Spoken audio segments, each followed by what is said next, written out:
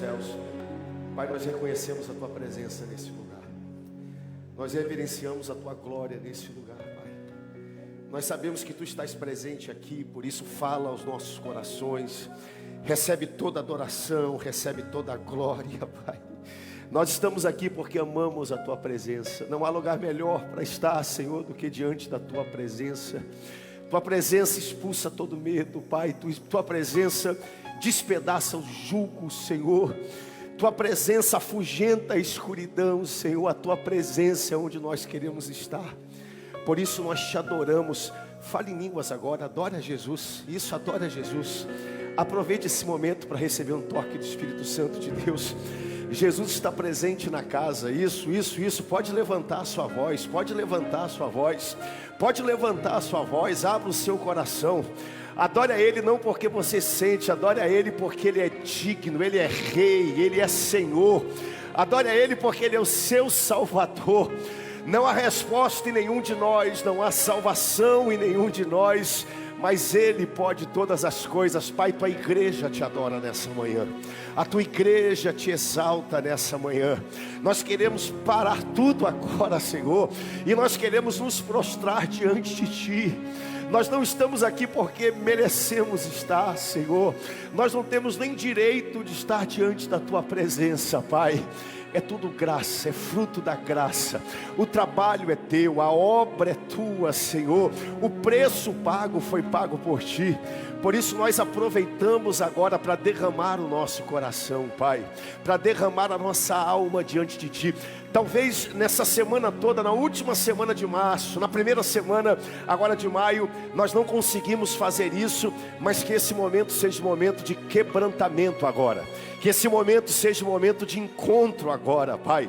Onde o Teu Espírito Santo quebre todas as barreiras, Pai. Quebra agora toda limitação. Quebra agora toda amarra, Senhor.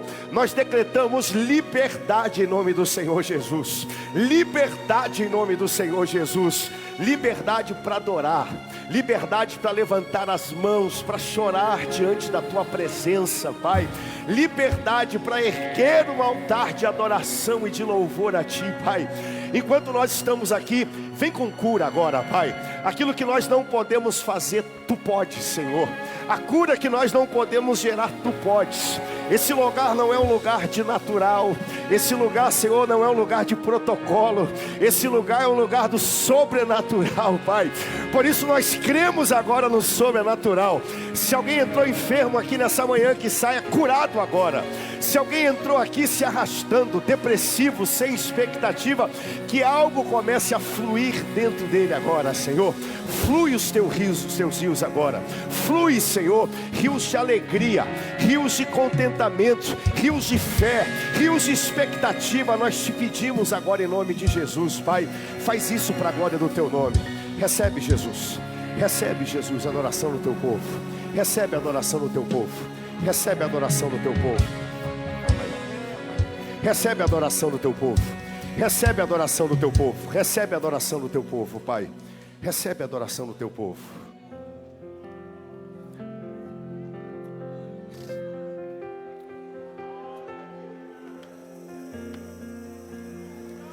Da candará, chotocuru, catandará.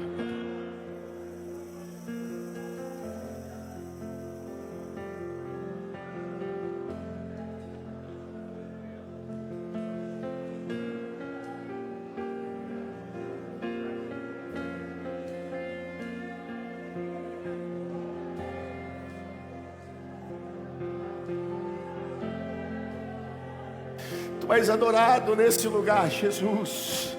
Tu és adorado nesse lugar, Jesus. Flui a Tua presença, Pai. Tu és adorado. Oh Espírito Santo. Oh Espírito Santo.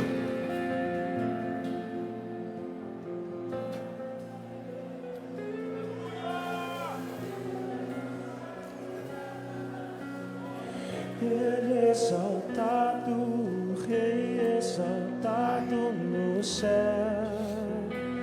Eu louvarei, Ele exaltado para sempre, exaltado seu nome.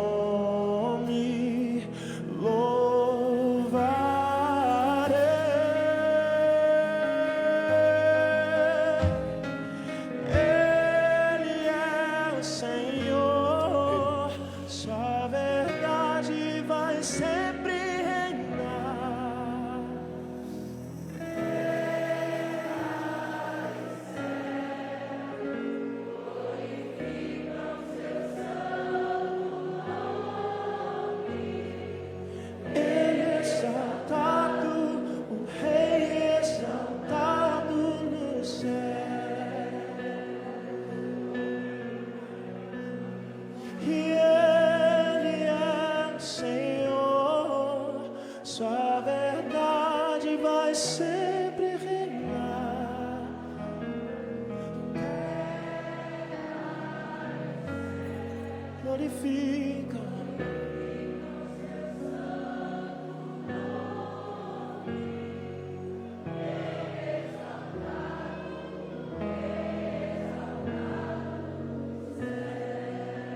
Glória a Jesus. Você pode dar um brado de glória a Deus nessa manhã.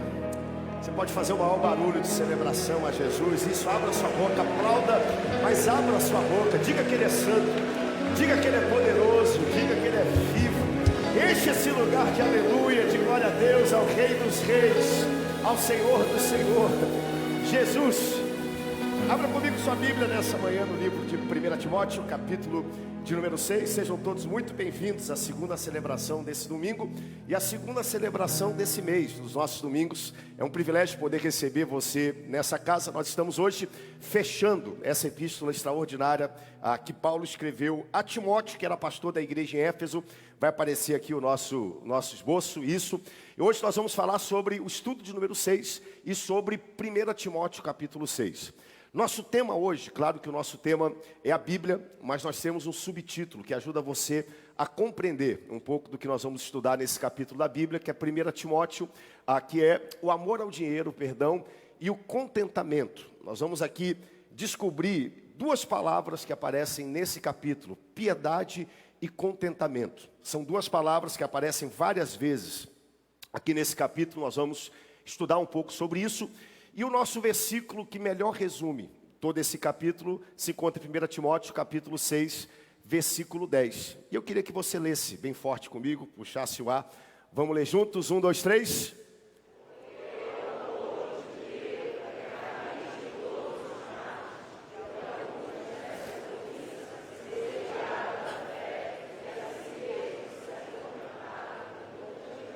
Com muitas dores. Nós vamos olhar um pouco o que Paulo fala acerca disso. E a nossa leitura hoje, ela se encontra em 1 Timóteo, capítulo de número 6, versículo 1 ao 21. Na verdade, nós vamos ler o capítulo todo. Então, quero convidar você a abrir comigo a sua Bíblia. Eu vou ler o primeiro versículo, você vai ler o outro. Nós vamos percorrer todo esse capítulo bem forte.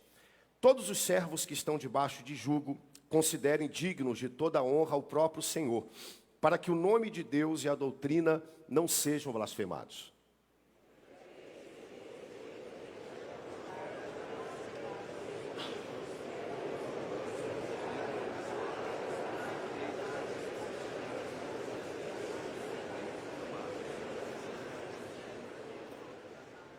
Se alguém ensina outra doutrina e não concorda com as sãs palavras do nosso Senhor Jesus Cristo e com o ensino segundo a piedade,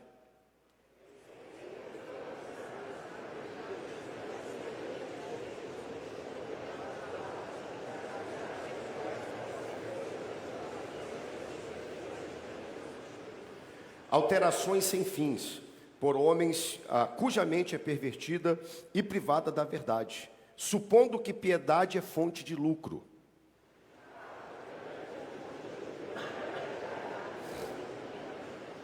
Porque nada temos trazido para o mundo, nem coisa alguma deveremos levar dele.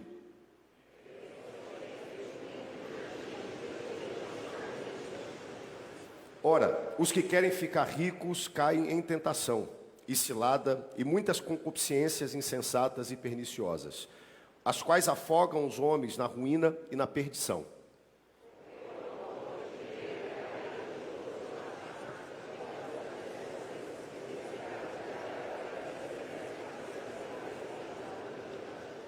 Tu, porém, ó homem de Deus, foge dessas coisas. Antes, segue a justiça, a piedade, a fé, o amor, a constância, a mansidão.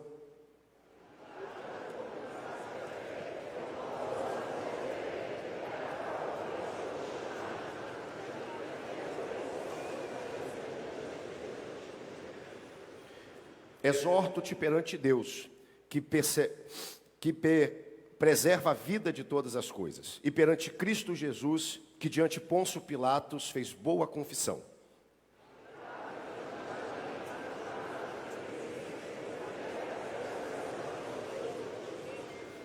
A qual, em suas épocas determinadas, há de ser revelada pelo benedito e único soberano, o Rei dos Reis, Senhor dos Senhores.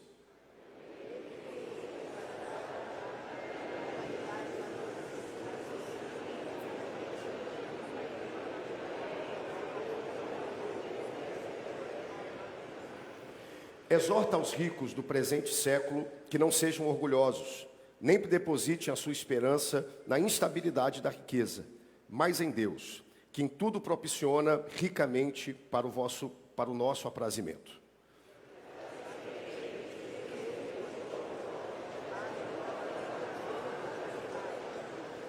Que acumulem para si mesmos tesouros, sólidos fundamentos para o futuro, a fim de se apoderarem da vida eterna.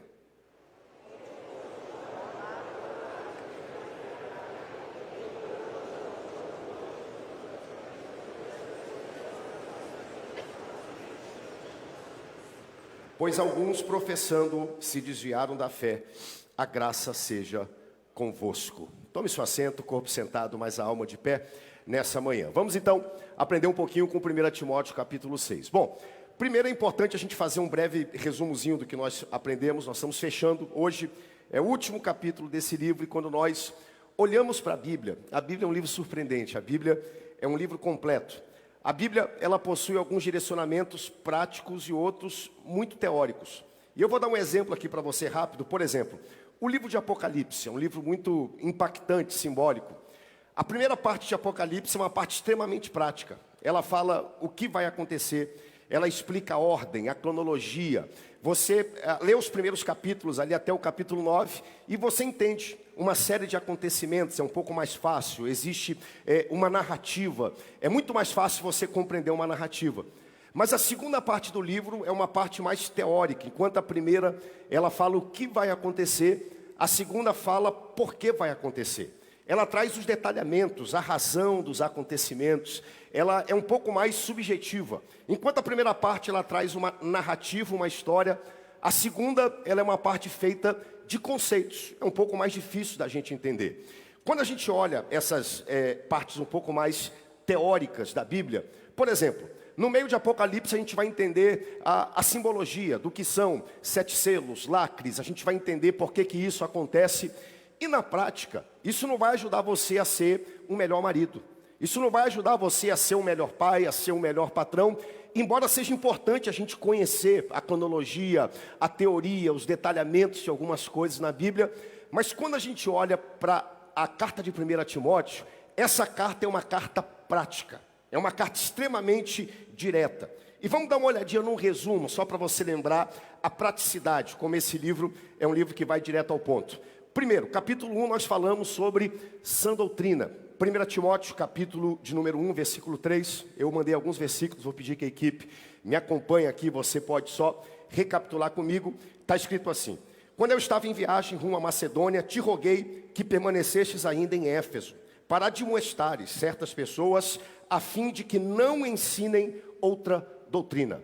Primeiro ponto, são 7 pontos que nós aprendemos até agora. Paulo instrui a igreja de Éfeso a permanecer na sã doutrina. Ainda no capítulo 1, nós temos o segundo ponto dessa carta, onde Paulo ensina a igreja a ser um lugar de graça. E quando Paulo fala de graça, ele fala do seu próprio testemunho. Olha que coisa interessante. Paulo não usa nenhuma outra história, Paulo não usa nenhuma outra figura de linguagem. Paulo fala para o povo: olha, se vocês quiserem conhecer a graça de Cristo, olhem para a minha vida. Versículo 12 de 1 Timóteo. Sou grato para com aquele que me fortaleceu, Cristo Jesus. Eu quero parar aqui. Quantos aqui são gratos nessa manhã por Cristo Jesus que tem fortalecido você? Vou repetir. Sou grato para com aquele que me fortaleceu, Cristo Jesus, nosso Senhor, que me considerou fiel. E olha que palavra interessante. A despeito de todos os problemas, dificuldades que Paulo vai enumerar, Paulo disse: Jesus me considerou fiel, designando-me para o ministério.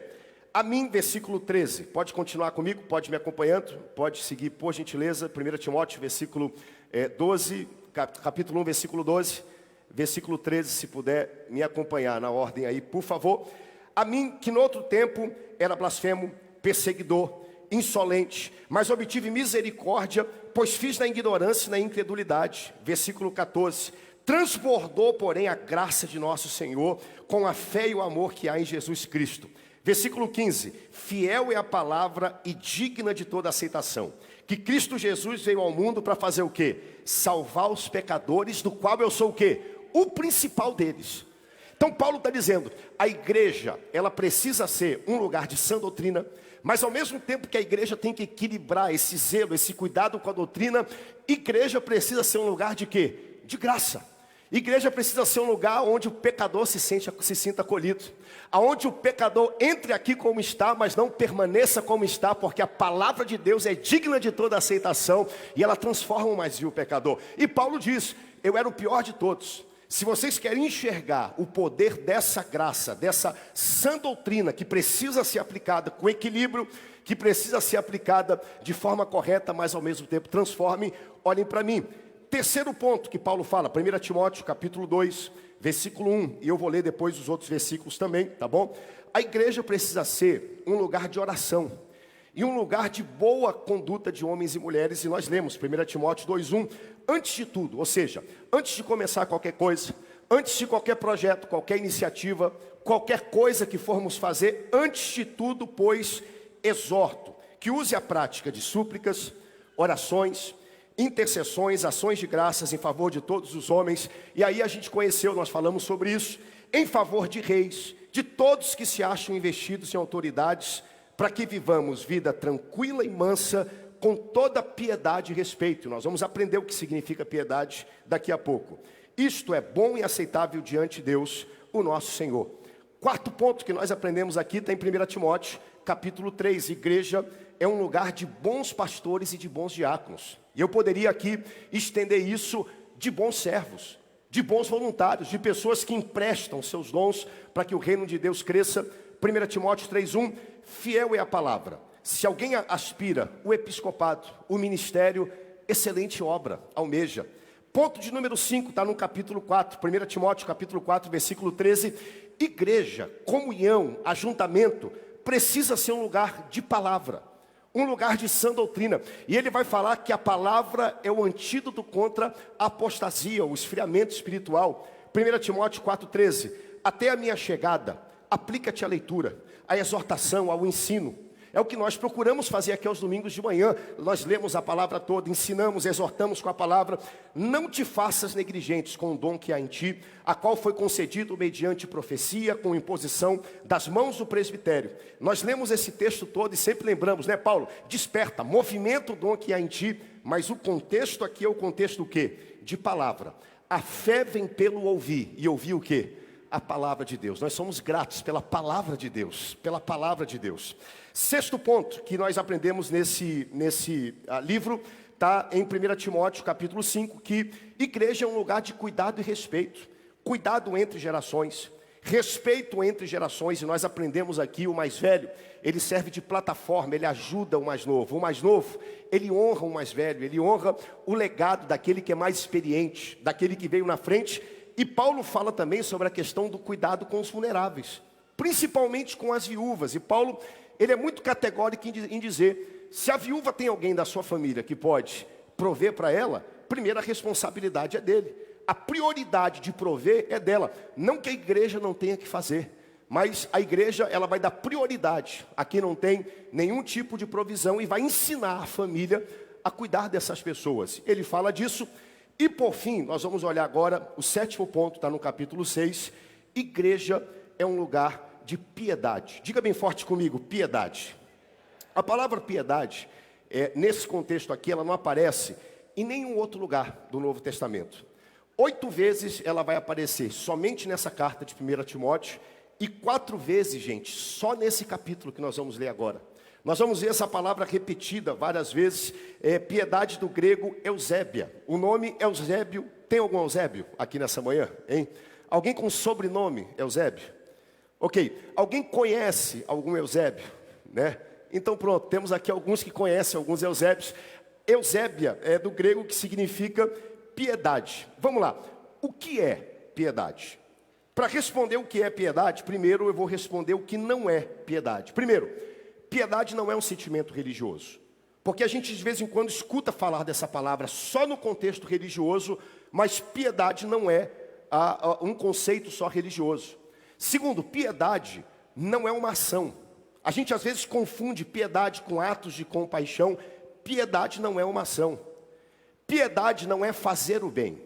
Piedade inclui você fazer o bem, mas por si só, piedade não é apenas fazer o bem. O que é piedade? A definição no estrito senso é um estilo de vida prática que reverencia a Deus através da sua conduta moral. Traduzindo para uma linguagem mais fácil, é uma vida que representa Deus bem. É um testemunho que você tem que representa Deus bem por onde você passar. Olhe para quem está perto de você e diga, represente Deus. Represente para ele. E represente Deus bem, bem. Por onde você passar, você é o quê? Embaixador de Deus. Você é um embaixador de Cristo. Você é um pequeno Cristo, é um representante de Cristo.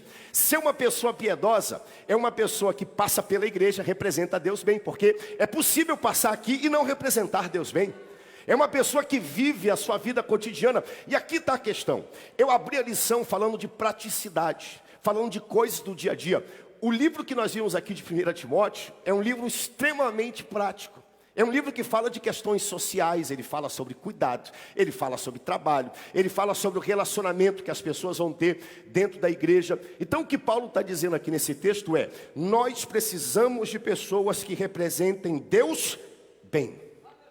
No trabalho você representa Deus bem.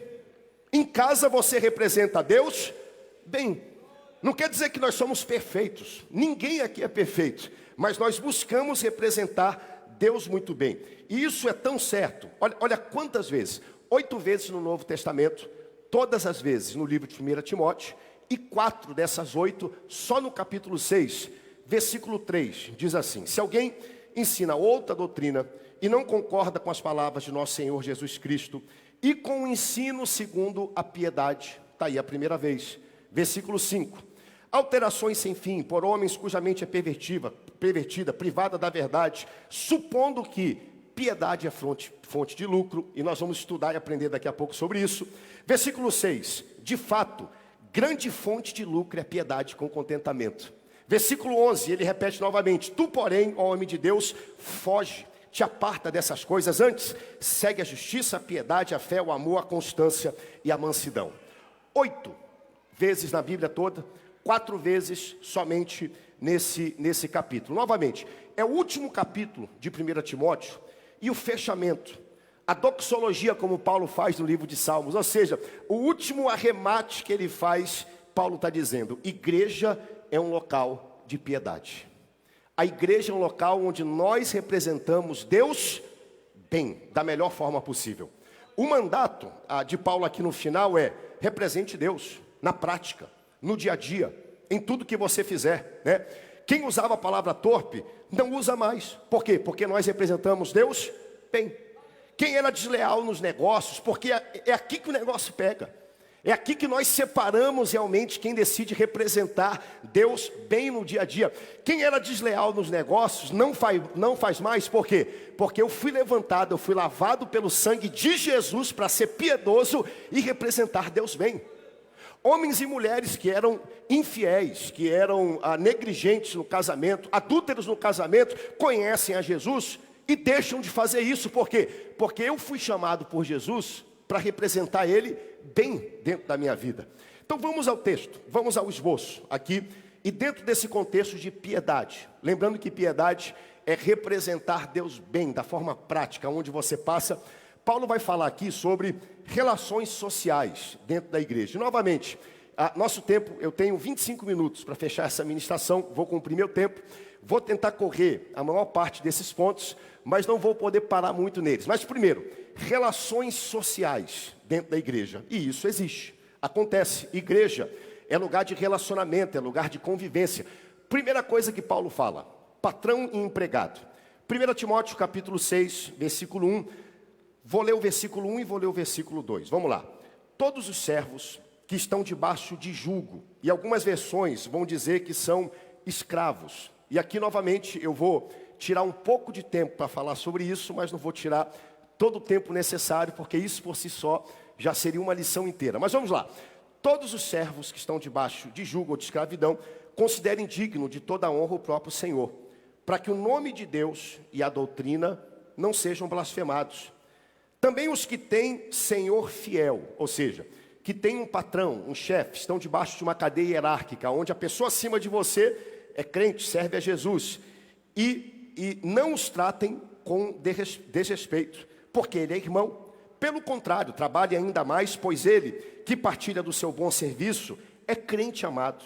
Ensina e recomenda essas coisas, ok? Versículo 1, bota aqui na tela para mim, para a gente dar uma olhadinha, esse versículo. Primeiro, nós estamos falando aqui de Roma do primeiro século. E é importante a gente saber o contexto, aonde Paulo escreve isso, e para quem Paulo escreve esse texto, e o que significa escravidão aqui nesse ponto. Escravidão é uma realidade triste, lamentável, em nenhum lugar da Bíblia, na verdade, nunca foi e nunca será algo justificável em nenhum contexto que existe. Quando Paulo escreve aqui, Paulo descreve uma realidade injustificável, perversa, que existia, acontecia naquele tempo. E quando ele usa a palavra julgo, ele de fato está falando sobre a escravidão. Detalhe, em nenhum momento, vocês estão entendendo o que eu estou falando? Que eu não estou conseguindo ouvir nada. Estou gripado, estou todo tapado aqui o ouvido. Em nenhum momento a Bíblia aprova a escravidão.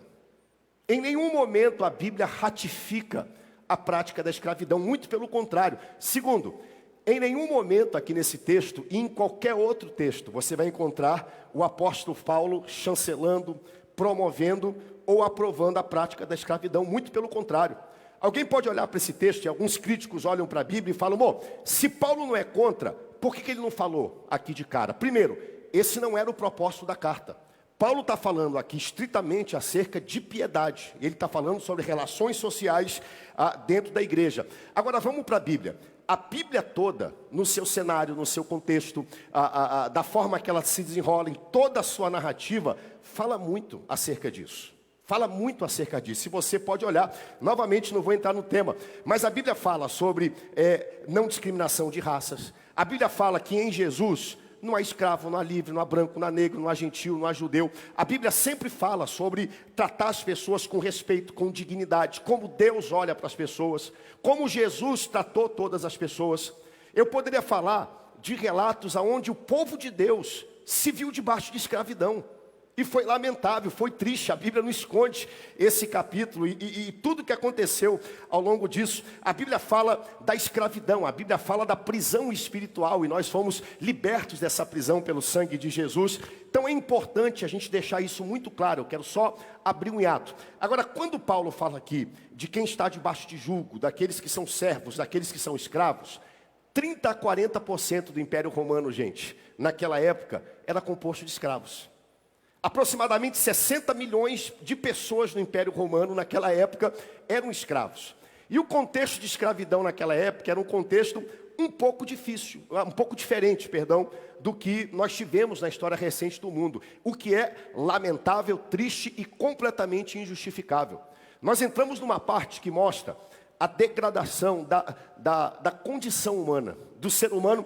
Nós começamos a ver na história do mundo recente pessoas se tornando escravas por causa da sua raça, por causa da sua etnia, sendo tiradas de dentro do seu lado, do país onde estava, literalmente sequestradas, raptadas para poderem servir em outro lugar, e foi isso que aconteceu.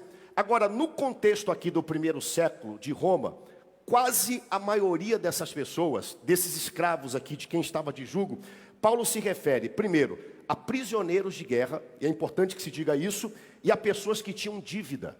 Naquela época, quando se tinha uma dívida e você não podia pagar essa dívida, você se tornava servo, entrava debaixo de julgo. É como se tornasse um escravo do seu senhor até pagar aquela dívida. O que Paulo está dizendo? Se você se encontra numa dessas duas condições aqui, prisioneiro, ou seja, foi raptado de uma outra nação por causa de guerra, ou por causa de uma dívida se colocou debaixo de julgo. Se você se encontra nessas duas categorias, Paulo está dizendo, se você é livre ou não, trate a autoridade com respeito. Traduzindo para os dias de hoje, se você se encontra em alguma posição de hierarquia, trate hierarquia e autoridade com respeito. Está dando para entender o que eu estou pregando aqui? Porque nós vivemos em dias hoje, onde praticamente se promove não se respeitar mais autoridades.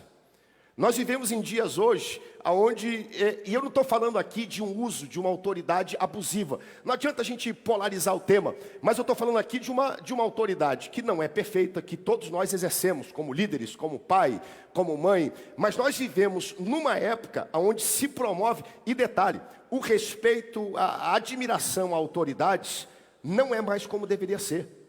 Antigamente, eu não sei quanto a vocês, eu tenho 43 anos, não sou nem tão novo e não sou nem tão experiente. Mas quem aqui percebe uma degradação nesse conceito de autoridade, de respeito, está acontecendo, né? Autoridade de mãe, autoridade de pai, autoridade de quem é mais velho, mais experiente, que não é perfeito, mas viveu mais. Autoridade de professor em sala de aula. O que a gente vê hoje nas escolas, beira o absurdo. O professor tem que pedir licença e por favor para que os alunos obedeçam para que ele possa dar aula. O que é isso que está acontecendo?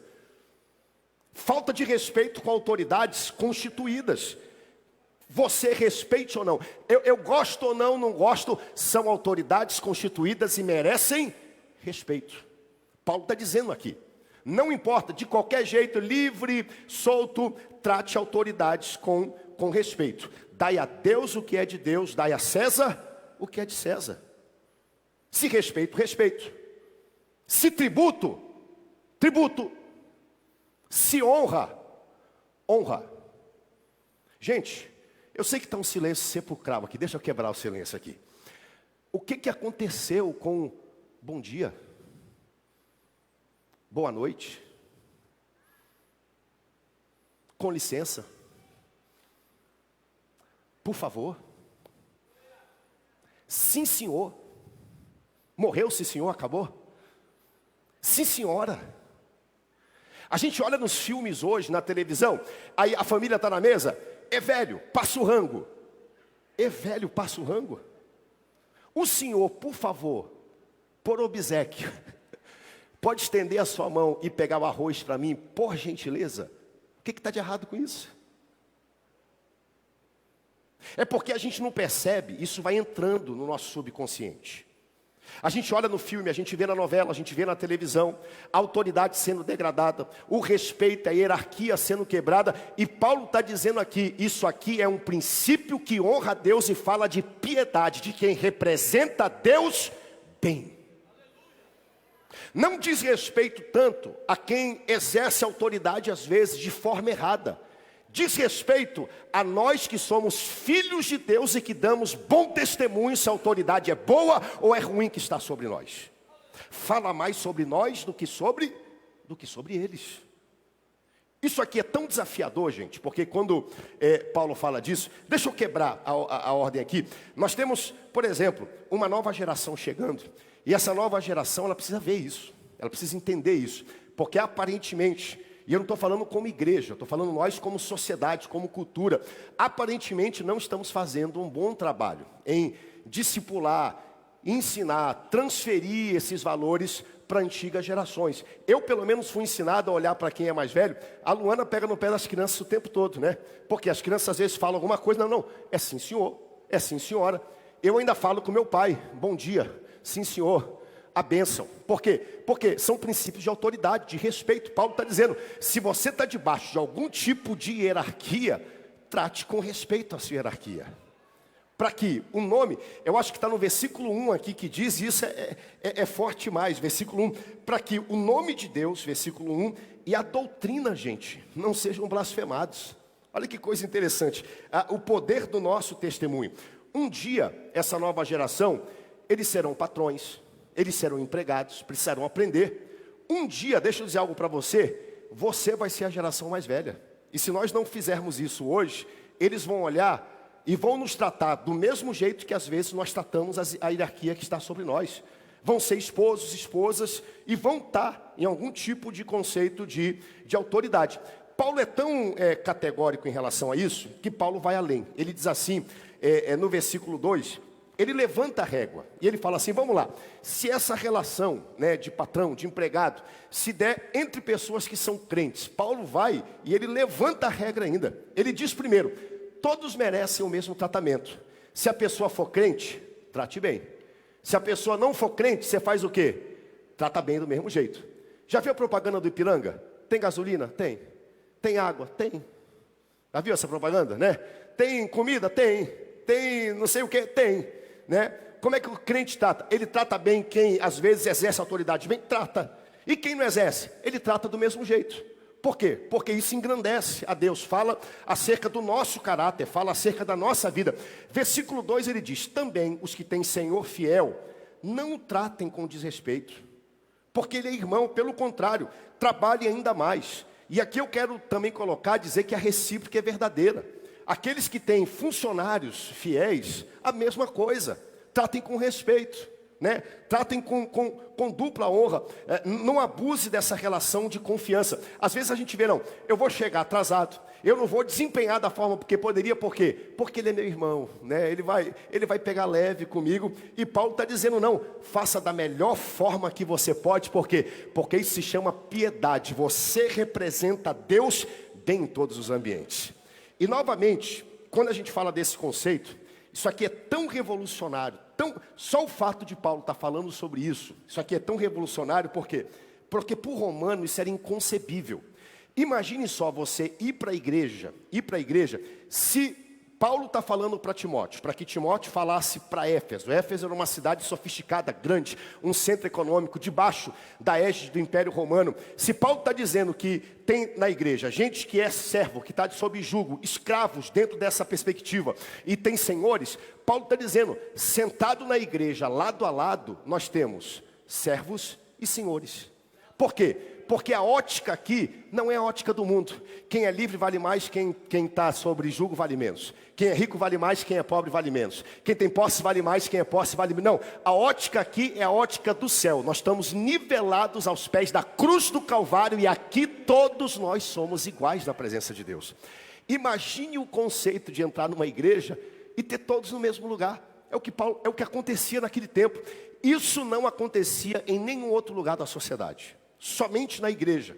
E Paulo está organizando aqui, dizendo, se você tiver em alguma relação de hierarquia, seja respeitoso, seja honroso. Segundo, se essa hierarquia for com alguém que é crente, que serve a Deus, primeiro, faça mais. Por quê? Porque seu irmão na fé, versículo 2, é crente amado. E Paulo vai ensinando tudo isso à igreja. Quando chega no finalzinho do versículo 2, ele diz assim, ensina e recomenda essas coisas. Ponto. Então ele vai fechar aqui um pensamento e ele vai abrir aqui um segundo pensamento. Ele vai para um segundo momento e ele vai falar agora, e nós vamos entrar aqui numa outra parte, ele vai falar sobre ganância. Ele vai falar agora sobre dinheiro, sobre amor ao dinheiro. Quem aqui acredita que isso é um problema e tem que ser ministrado nos dias de hoje? Diga amém bem forte se você acredita. E Paulo vai falar de uma perspectiva aqui, o nosso comentarista colocou no ponto 2, evite os gananciosos. A gente vai perceber aqui nos próximos 3 versículos, 3 posturas, que são posturas que nós devemos evitar, e de certo fato evitar pessoas que também se comportem dessa forma. Primeiro, Paulo vai dizer no versículo de número 3, sobre gente que não gosta dos ensinos de Jesus e que não gosta de quem pratica a piedade. E detalhe, Paulo está dizendo de antemão, tem gente assim. É assim que vai funcionar. Não se surpreendam quando esses aparecer. Versículo 3. Se alguém ensina, se ensina é porque tem. Se alguém ensina outra doutrina e não concorda com as palavras de nosso Senhor Jesus Cristo e com o ensino segundo a piedade. O que é piedade, gente? Representar Deus bem. Então essa pessoa não concorda com as palavras do nosso Senhor Jesus Cristo e com o ensino, ou seja, com aquilo que ele nos ensinou para representá-lo bem. Se piedade é representar Deus bem, e alguns não concordam com as palavras de Jesus, quero fazer uma pergunta para você. Que palavras representam Jesus bem? Pare e pense. Pare e pense. Que palavras representam Jesus bem? Você pode dizer para quem está perto de você 1 ou 2 palavras que representam Jesus bem? E eu vou tentar pescar aqui e ouvir de vocês. Hein? Alguém pode me ajudar com algumas palavras? Amor, piedade, perdão, compaixão, graça, justiça, né? Jesus pegou o chicote e também falou, mas a base do que Jesus era o quê? Uma pessoa mansa, uma pessoa amorosa, uma pessoa que você olha para ele. Jesus não era bobo. Jesus não, desculpem como o paraense diz, Jesus não era leso. Mas Jesus era amoroso. Porque tem gente que não gosta das palavras, do jeito das palavras que escreve. Diz, não, porque eu sou barraqueiro, eu boto para quebrar, eu chuto, eu faço, eu sou desse jeito, quebro tudo, faço. Meu amigo, é esse o Jesus que aparece na Bíblia? É esse o Jesus que aparece na Bíblia? É esse o Jesus que representa piedade, salvação, transformação. Alguém que você olha para ele e vê uma pessoa mansa, que você quer abraçar, quer estar perto, quer estar toda a eternidade com ele, quer aprender com ele. É aquele que morreu na cruz, foi calado como ovelha ao matador, entregou a vida dele. Repito, esse Jesus voltará com justiça, julgará as nações. Ele fez isso, mas a gente tem que saber separar muito bem o nosso comportamento. Está dando para entender, gente, o que eu estou pregando aqui hoje? Né? Eu sei que tem coisa aqui que eu não consigo, mas o Espírito Santo ele vai te dando discernimento, ele vai te dando a compreensão, ele vai às vezes desafiando o nosso coração acerca de algumas coisas. Novamente, se alguém ensina, porque havia mestres que ensinavam desse jeito, era desse jeito que ensinavam. Não concordo com as palavras do nosso Senhor Jesus. E o ensino segundo a piedade. Vamos para frente, mais uma vez. E o texto continua. Gente que gosta de contenda, versículo 4, o texto continua. É infatuado. O que é infatuado? Gente que se cegou pelo próprio orgulho. É como se fosse uma névoa, é como se fosse aquela chuva, uma neblina que tirou, a pessoa não consegue mais enxergar a realidade. É infatuado, nada entende, mas tem mania por questões e contendas de palavras. Gente que às vezes pega uma palavra, um problema, uma dificuldade e cria contenda o tempo todo. E aí a Bíblia fala do que nascem, ou seja, o fruto disso, o resultado. Detalhe, isso divide o corpo de Cristo. Isso não une, isso não promove, isso não cura, isso não gera vida. Muito pelo contrário, o que nasce, o fruto disso é a inveja, provocação, difamações, suspeitas malignas o tempo todo. Paulo está falando aqui sobre gente, e geralmente, Paulo está escrevendo a Timóteo, isso acontece acerca da liderança. Gente que às vezes se levanta, e a gente tem que dizer, e que fica alimentando, que fica promovendo, que fica batendo, e está ali o tempo todo promovendo aquelas coisas. Novamente, vamos aqui falar, tentar colocar aqui num contexto. Quando a gente é criança, interessante que criança briga na rua, de vez em quando, né? Eu sei que ninguém aqui brigou na rua, todo mundo aqui, né? Ninguém. Eu brigava, de vez em quando tinha um problema na rua, né? E quando uma criança briga na rua, acontece, aqui e ali acontece, né? Uns mais do que outros, mas por incrível que pareça, eu já briguei na rua. Tem dois tipos de gente, né? Tem a turma que chega e separa, não é a turma do deixa disso, é a turma que realmente fala que isso não vai resolver, não vai gerar fruto nisso, e entra para separar. Todos nós já vimos algum tipo de briga, discussão, e a gente entra o quê? Para separar. Mas tem também do outro lado a turma que bota combustível, né? Eu não deixava se fosse tu, né? Tu vai deixar ele falar isso? Ou o que ele falou para ti? Não, eu não deixava. E começa a alimentar isso. Paulo está falando sobre isso, né? Pessoas, deixa o versículo 4 aqui, eu vou seguindo a ordem para mim. Enfatuados, nada entendem, tem mania por questão e contenda, alimentam isso. E ele vai falar sobre mais um grupo no versículo mais para frente, que é o versículo 5, rapidamente. E tem gente, e esse aqui, claro, talvez seja um dos mais perigosos. Tem gente que supõe que piedade é fonte de lucro. Novamente, alterações sem fins por homens cuja mente é pervertida, privados da verdade, supondo que a piedade é fonte de lucro. Novamente, piedade é uma vida que representa Deus bem. Novamente, porque eu, atenção para isso, sigo a Jesus, porque eu sigo o Evangelho, porque eu estou na presença do Senhor, porque eu represento Deus bem, eu vou ter lucro. Porque eu, de alguma forma, tenho aprovação divina, eu preciso ter e eu vou ter aprovação e riqueza material. Porque se eu aceitar Jesus, se eu estiver perto de Jesus, se eu fizer tudo que Jesus me ensinou a fazer, Ele é obrigado a me prosperar, a me multiplicar, a estar comigo. Detalhe, gente, Evangelho não é sobre lucro, Evangelho é sobre cruz. Evangelho não é sobre ganho, Evangelho é sobre sacrifício. Quando nós abraçamos Jesus, nós abrimos mão de muita coisa, mas Jesus também nos abençoa. Mas esse não é o foco daquilo que nós fazemos.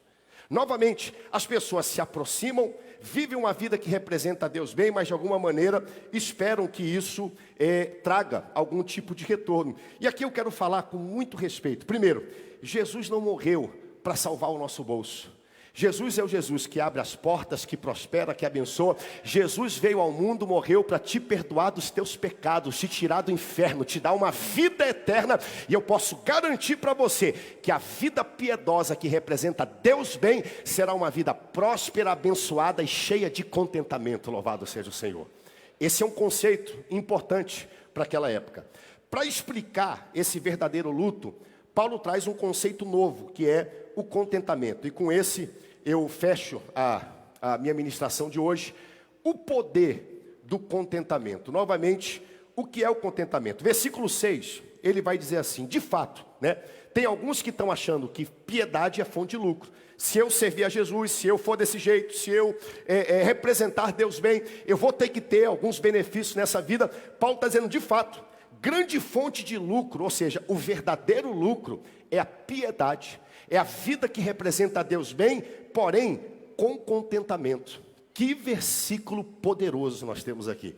E eu queria que você lesse bem forte comigo aqui, com toda a sua voz, toda a igreja. 1, 2, 3.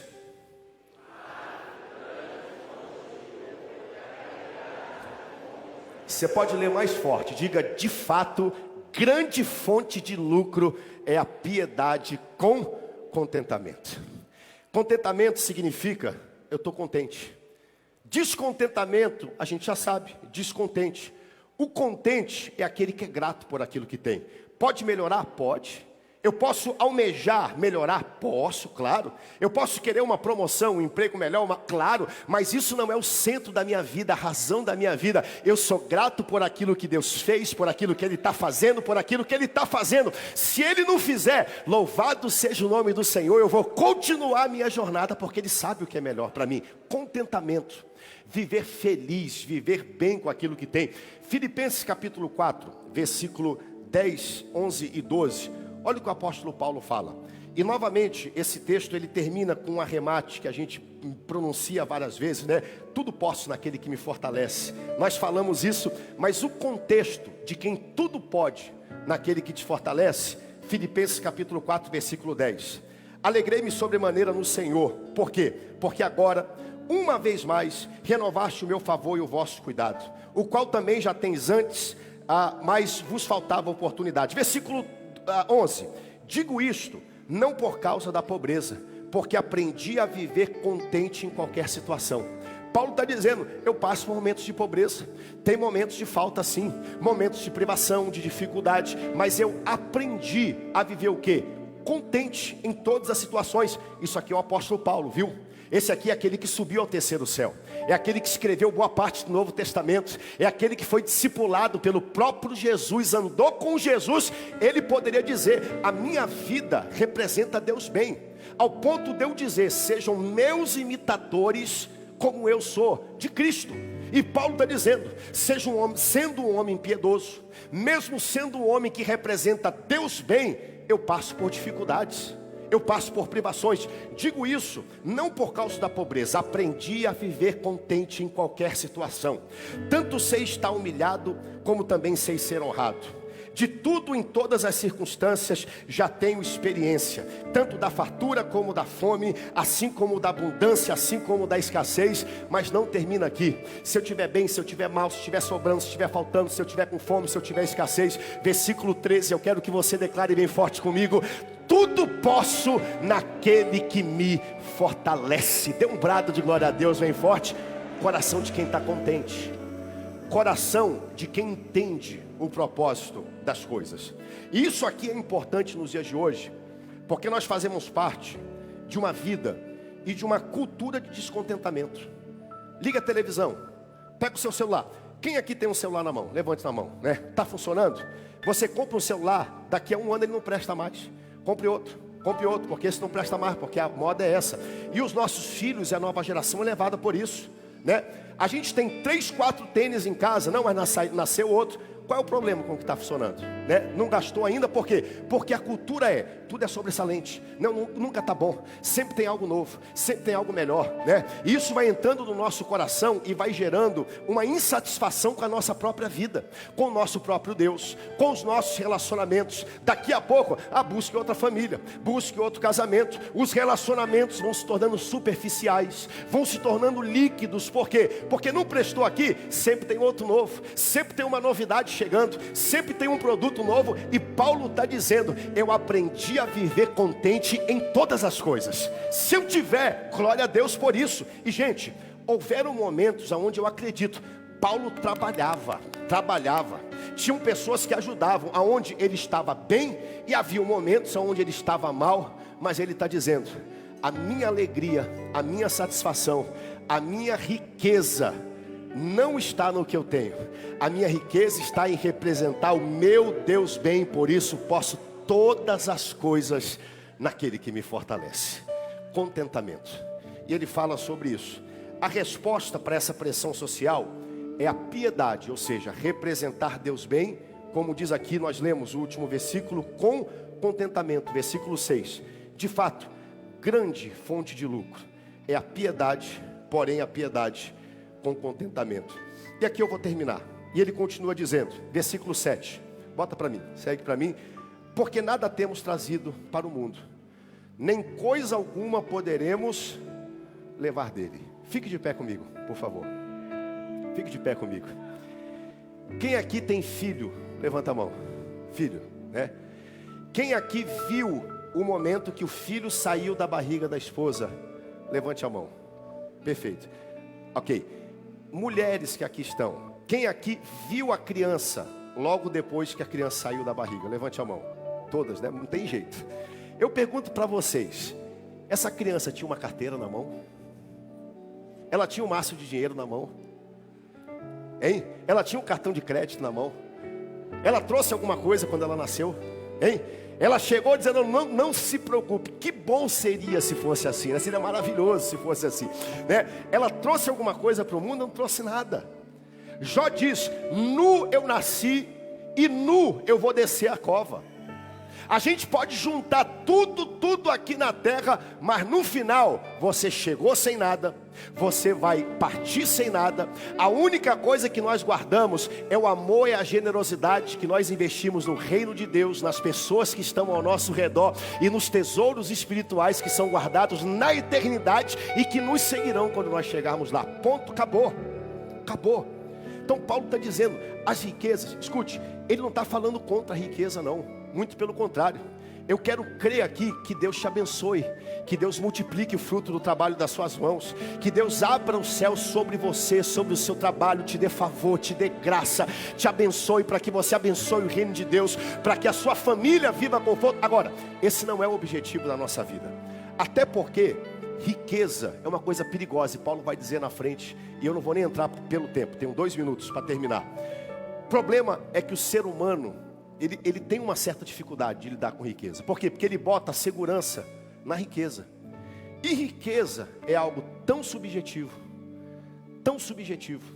Eu conheço gente que mora em cobertura, tem carro, tem empresa, e vive morrendo de medo. Medo da sua segurança, medo de morrer e o que vai acontecer, medo do que vai acontecer depois da vida, porque os filhos e a família está toda dividida, fragmentada, e vai brigar pela herança dele.